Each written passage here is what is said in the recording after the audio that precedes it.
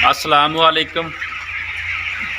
इस बार इकोलाई और मैकोप्लाज्मा के अटैक ने हमें बहुत परेशानी दी, क्योंकि मतलब कि 54,000 चूज़ा था।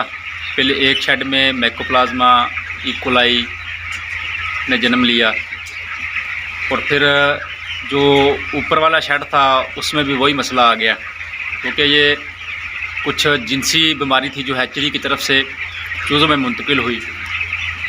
तो अल्हम्दुलिल्लाह कुछ सुरखरू हुए हैं, कुछ का मतलब कि कुछ, लेकिन 53,000 में से 4,000 जो चूज़ा है वो अब तक मर चुका है, जो कि मोर्टलिटी हो चुकी है।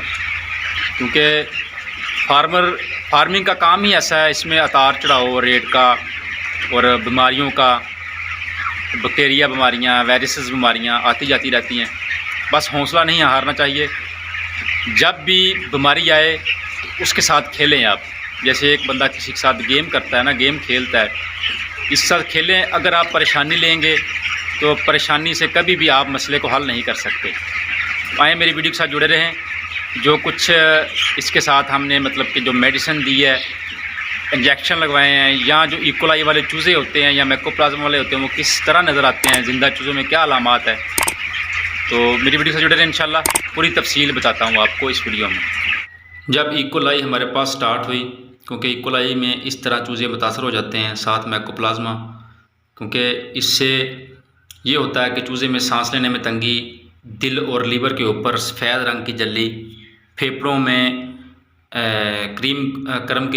कलर की जल्ली नमूदार होती है, जिससे इकोलाई और मैकोप्लाज्मा उजागर होना शुरू होती है। फ़ौरन हमने इसकी मेडिसिन शुरू की, जो ब्लीच, ऑर्गेनिक एसिड, एंड्रोकोलेस्टीन, लिवोटोन वगैरह जो हमें समझ में आया हमने देने की कोशिश की, लेकिन इकोलाई और मैकोप्लाज्मा ने इसकी जान नहीं छोड़ी। फिर हमने इंजेक्शन लगवाने का सोचा। इंजेक्शन में हमने एंड्रोकोलेस्टीन, जेंटा अमीनोफाइलिन इंजेक्शन हमने शामिल किए। इसमें हमने 1 सीसी का आधा हिस्सा चूज़े को इंजेक्ट करवाया। इससे ये फ़ायदा हुआ कि जो तो ज़्यादा मुतासर चूज़े थे वो तो उसकी जो मोर्टलिटी हो गई, लेकिन जो जिसको कम था वो अल्हम्दुलिल्लाह वो चूज़े बहाल हो गए। क्योंकि इंजेक्शन से हमें ये फ़ायदा हुआ कि इंजेक्शन को कि डायरेक्ट खून में मुंतकिल होता है, क्योंकि जब चूज़े मुतासर होते हैं तो अक्सर कई चूज़ों को पानी, फीड, खाने पीने में तंगी होती है, क्योंकि ये 1-2 चूज़े तो होते नहीं कि बंदा हाथ से इसको खिला दे। तो हमने कोशिश यही की कि उसको इंजेक्ट करवाएं, क्योंकि इंजेक्ट से काफ़ी हद तक हमें बेहतरी नज़र आई।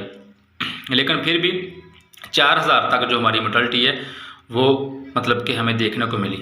अल्हम्दुलिल्लाह अभी इलाज इसका जारी है, लेकिन किसी हद तक हमें फ़र्क नज़र आ रहा है कि हमारी जो मोर्टलिटी है उसकी जो रेशो है वो कम हो रही है। ये इस तरह के चूज़े होते हैं, पार्टीशनों के साथ, दीवारों के साथ ढेरियाँ बनाकर और खड़े हो जाते हैं, क्योंकि इसमें आपको इकोलाई, माइकोप्लाज्मा और सांस की तंगी नज़र आएगी। तो क्योंकि इकोलाई और माइकोप्लाज्मा साथ आईबी प्लग का बन जाना, ये सारी इसके साथ सेकेंडरी अलामात ज़ाहिर होती हैं। तो इसको हमने एहतियातन तौर पर इंजेक्शन लगवाया। अल्हम्दुलिल्लाह अब आप देख सकते हैं कि चूज़ा काफ़ी हद तक बेहतर है। जो पिछला मैंने आपको दिखाया वो जो हमारा टाइम पीरियड चल रहा था, मतलब कि इकोलाई, मैकोप्लाज्मा प्लस आईबी। अब जो हमने इंजेक्शन लगवाया, इंजेक्शन लगवाने के बाद ये चूज़ा आपके सामने माशाल्लाह एक्टिव है, खा पी रहा है और अपने मजलब के मौज मस्ती में। मोर्टलिटी अब भी हो रही है, लेकिन जो पहले थी वो रेशो कम